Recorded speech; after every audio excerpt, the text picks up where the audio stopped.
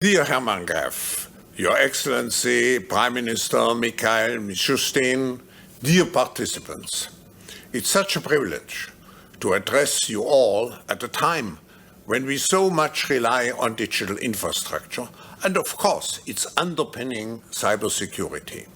I wish to thank in particular my good friend and committed partner at the World Economic Forum, Mr. Hermann Graf, the CEO and Chairman of the Executive Board at Sberbank, and of course also a member of the Board of Trustees of the World Economic Forum.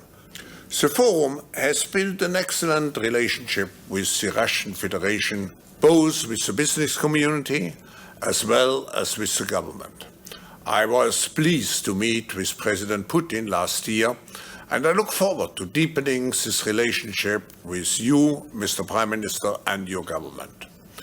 2020, the year that has really changed the world. It is thanks to technology that we are able to join the cyber polygon entirely remotely, for the first time actually since World War II. The coronavirus pandemic marks a fundamental inflection point in our global course. While it is still early to assess the total impact of this pandemic, it is already visible that it has a catalyzing effect. The crisis has exposed the inconsistencies and inadequacies of multiple systems, our health system, to a certain extent, our economy, our employment, and our educational systems. It has shed light to structural shortcomings that had never been properly addressed before and which impede social cohesion, fairness, inclusion, and equality. Our existing fragmented global architecture is not fit anymore for purpose in the 21st century. It's high time for a great reset. Change is not happening. We have a choice to stay passive and see the negative trends unravel: inequality, polarization, nationalism, racism. If we do not stop those trends, will lead to a post-corona world that definitively is less sustainable, less equal, and much more fragile. On the other hand, we can instead use our time to reimagine our world and build a new social contract. We need a great reset that will shape a much more resilient system for the post-corona era. We have to mobilize all constituents. First, to foster economic growth, which creates fairer markets, fairer outcomes. Second, we have to invest in advancing our shared goals, such as equality, protecting the sustainability of our shared natural resources, our global commons. Third, we have to utilize the innovation of the fourth industrial revolution to provide us really with better lives. Technology and cybersecurity are of crucial importance in this COVID era. One of the most striking and exciting transformations caused by the pandemic has been our transition to the digital of everything, both in our professional but also in our personal lives. It has come in a very short time, and technology has been central to the way we have collectively managed also the COVID-19 crisis. It still allowed us to interact on a personal basis. It still allowed us to a certain extent to maintain our business activities.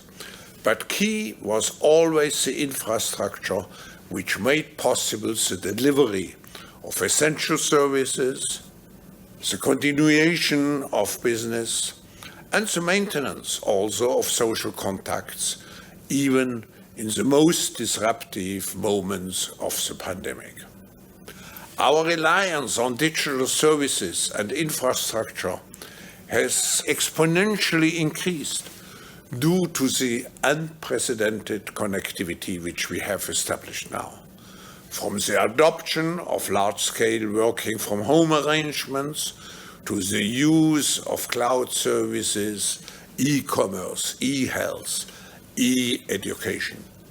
Many tech leaders have noted that within a couple of months we achieved such advancements in digital transformation that would have taken otherwise 2, maybe 3, maybe even more years.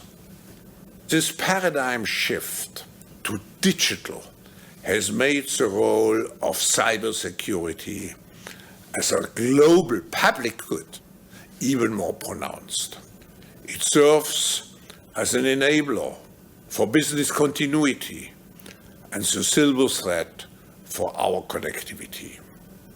Yet, as businesses and organizations are putting great efforts to serve their customers, deliver essential services, and protect their employees amidst the pandemic, cyber criminals have also been quick to exploit the increased vulnerabilities and the increased use that came along.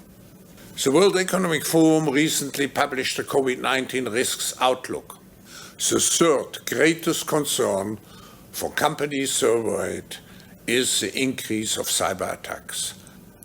We all know, but still pay insufficient attention to the frightening scenario of a comprehensive cyber attack, which would bring to a complete halt to the power supply, transportation, hospital services, our society as a whole.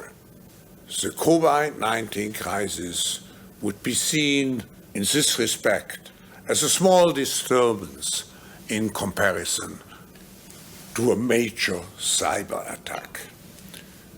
We have to ask ourselves in such a situation, how could we let this happen?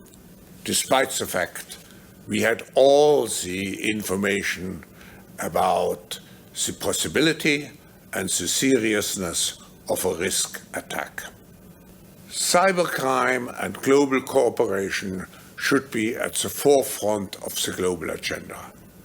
The grim reality is that cybercrime today is definitively a growth industry.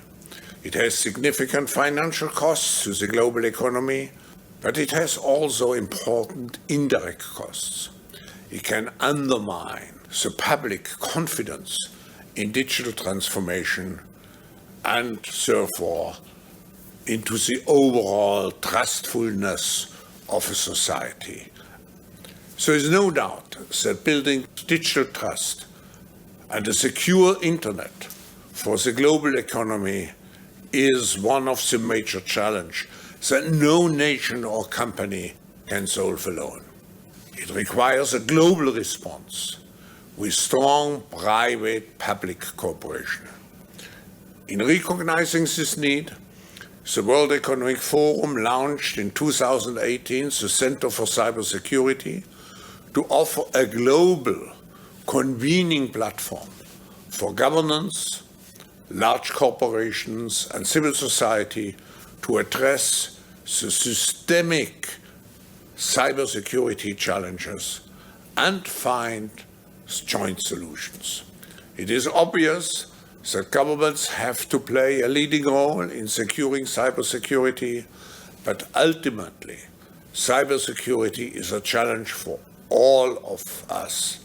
It is important to use the COVID-19 crisis as a timely opportunity to reflect on the lessons the cybersecurity community can draw and improve our preparedness for a potential cyber pandemic. Since we are the first generation to have such levels of interconnectivity and global value chains, we need to take decisive action in preparing. I'm glad that Cyber Polygon is one of the great initiatives that address the need for building capabilities that enhance global cyber resilience and preparedness, fighting against cybercrime and cyber attacks.